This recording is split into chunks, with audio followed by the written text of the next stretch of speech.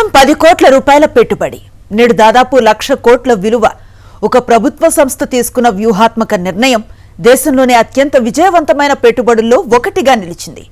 Tata group కు చెందిన Titan company ఎదుగుదల వెనుక తమిళనాడు ప్రభుత్వ సంస్థ టిట్కో పోషించిన పాత్ర ఇప్పుడు మరోసారి చర్చనీయాంశంగా మారింది. అమెజాన్ ప్రైమ్ లో విడుదలైన made in India A Titan story నేపథ్యంలో టాటా బ్రాండ్ వెనుక దాగి ఉన్న తమిళనాడు విజయగాథ ఏంటో ఈ కథనంలో చూద్దాం. 1984 దేశంలో లైసెన్స్ రాజ్ హవా కొనసాగుతున్న కాలం.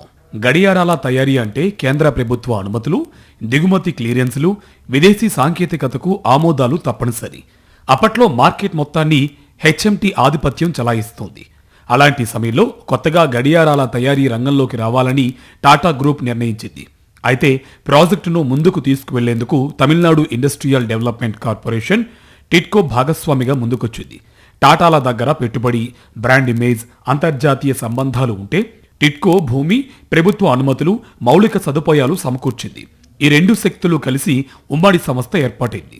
టాటా ఇండస్ట్రీస్ తమిళనాడు పేర్ల మొదటి అక్షరాలతో టైటాన్ అనే పేరు వచ్చింది. హోసూరులోని సిప్కాట్ పారిశ్రామిక ప్రాంతంలో తొలి ఫ్యాక్టరీ ఏర్పాటైంది. ప్రభుత్వ మద్దతు, ప్రైవేటు రంగ సామర్థ్యం కలిసి ఎలా పనిచేయగలవో టైటాన్ మొదటి ఉదాహరణగా నిలిచింది. ఈ భాగస్వామ్యంలో ఎవరి పనులు ఏంటనే బాధ్యతల విభజన స్పష్టంగా ఉండేది. తమిళనాడు ప్రభుత్వం భూమి, మౌలిక సదుపాయాలు, లైసెన్సుల బాధ్యత తీసుకోగా టాటా గ్రూప్ ఉత్పత్తి, మార్కెటింగ్, బ్రాండ్ నిర్మాణం చూసుకుంది. కంపెనీ బోర్డులో ప్రభుత్వ ప్రతినిధులు, టాటా ప్రతినిధులకు సమాన ప్రాధాన్యం ఉండేది. మాజీ ఆర్బీఐ గవర్నర్ శక్తికాంత్ దాస్ సైతం ఒక దశలో టైటాన్ చైర్మన్ గా వ్యవహరించడం ఈ భాగస్వామ్య ప్రత్యేకతకు ఉదాహరణ. భారత మార్కెట్ ఇంకా మెకానికల్ వాచ్లకి అలవాటైన సమయంలో టైటాన్ మాత్రం క్వార్జ్ టెక్నాలజీపై భారీగా పెట్టుబడి పెట్టింది. టైటాన్ ఫ్యాక్టరీ బెంగళూరుకు సమీపంలో ఉండడంతో అక్కడ హెచ్ఎంటీలో పనిచేసిన అనుభవజ్ఞులైన ఇంజనీర్లు, సాంకేతిక నిపుణులను సంస్థ ఆకర్షించింది.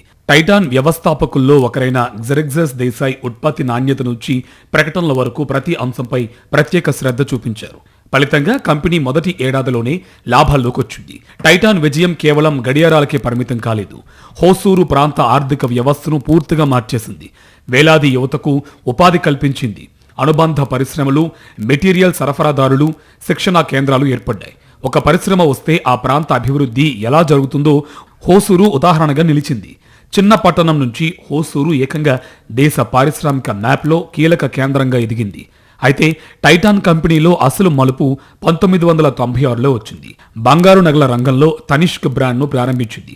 అప్పటి వరకు కుటుంబ నగల దుకాణాల ఆధిపత్యంలో ఉన్న మార్కెట్లో నాణ్యత, హోల్మార్క్ డిజైన్లతో కొత్త ప్రమాణాలను తీసుకొచ్చింది. తరువాత జోయా, మియా, కారట్లైన్ వంటి బ్రాండ్లతో విస్తరించింది. నేడు గడియారాల కంటే నగల వ్యాపారమే టైటాన్ ఆదాయానికి ప్రధాన ఆధారం. దీంతో కంపెనీ మార్కెట్ విలువ 1,00,000 కోట్ల రూపాయలకు చేరుకుంది. అయితే ఈ కథలో అత్యంత ఆసక్తికర అంశం టిట్కో తీసుకున్న నిర్ణయం. ప్రారంభ దశలో పెట్టిన వాటాలను విక్రయించకుండా తమిళనాడు సర్కార్ పెట్టుబడిని దశాబ్దాల పాటు కొనసాగించింది. ఐపీఓ వచ్చినా, ఆర్థిక సంస్కరణలు వచ్చినా, మార్కెట్ విలువ పెరిగినా వాటాను నిలబెట్టుకుంది.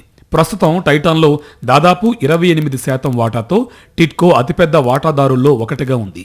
కేవలం 10 కోట్ల రూపాయల లోపు పెట్టుబడి నేడు దాదాపు 1,00,000 కోట్ల రూపాయల విలువకు చేరింది. సరైన భాగస్వామిని ఎంచుకుని దీర్ఘకాల దృష్టితో పెట్టుబడి పెడితే ప్రభుత్వ రంగ సంస్థలు కూడా అసాధారణ ఫలితాలు సాధించగలవని టైటాన్ టిట్కో భాగస్వామ్యం నిరూపించింది. మరిన్ని అప్డేట్స్ కోసం ఛానల్ ను సబ్స్క్రైబ్ చేయండి. నోటిఫికేషన్స్ కోసం బెల్ ఐకాన్ పై క్లిక్ చేయండి.